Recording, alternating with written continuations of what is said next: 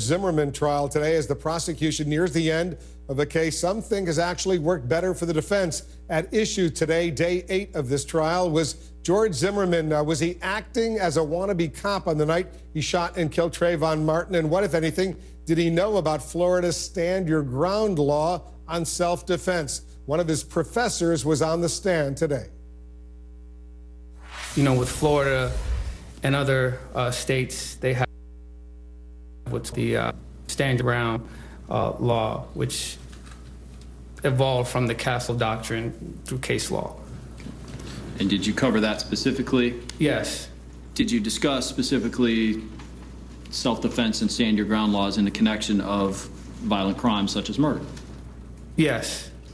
When you have a reasonable apprehension of death or grievous bodily harm, and the term reasonable obviously has two components. So there's a subjective component, meaning that I feel like I'm in fear.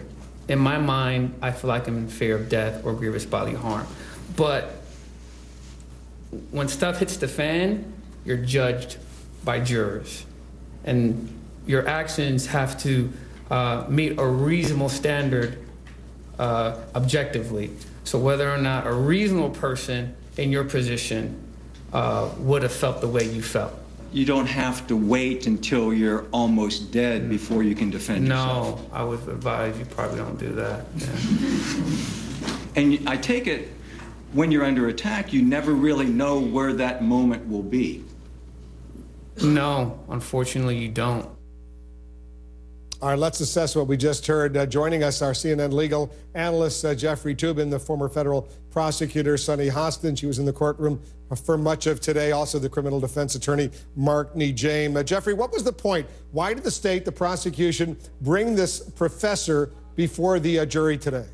The idea was that George Zimmerman, having taken this class, learned Florida law, and thus constructed a defense that would give him an out for killing Trayvon Martin. That's the idea. I'm not sure that's what the effect was, but that was the idea. And so what did Sunny, do you think that that helped the prosecution with his testimony?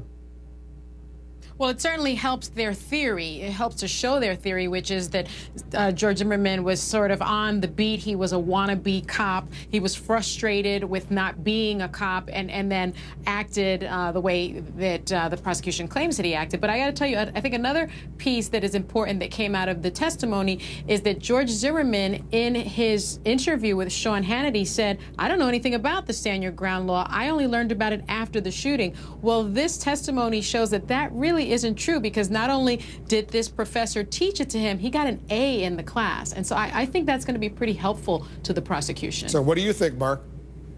Yeah, it's a mixed bag. Exactly what Sunny just said. The state has to go ahead and impeach George Zimmerman's various testimonies. That's a big part of the crux of their case. They have to be able to show that he's not reliable, that what he said has been not credible, and that he's not been truthful. With that said, this professor gave a beautiful dissertation as to stand your ground law and self-defense, helped educate the jurors that possibly he acted reasonably, and he liked George Zimmerman. He humanized him. You know, hi, George. So, you know, you've got a mixed bag, but, you know, I think once again, you know, things that break even side to the defense, because the state doesn't prove their case beyond a reasonable doubt when things are even. And Jeffrey, you did see George Zimmerman. Normally, he's pretty stoic. He doesn't show much emotion during the course of the testimony. He smiled broadly at the end of this professor's testimony, that clip we just showed our viewers. What did that say to you? Well, you know, every trial I've ever been in, including the most horrible crimes, have light moments in them. And, you know, he seemed like a human being. Who knows if the jury even noticed? But it's not uncommon, even in the most upsetting, depressing crimes, to have moments where everybody in the courtroom laughs, and that was one of them. All right, guys, hold on for a moment. We'll continue this conversation.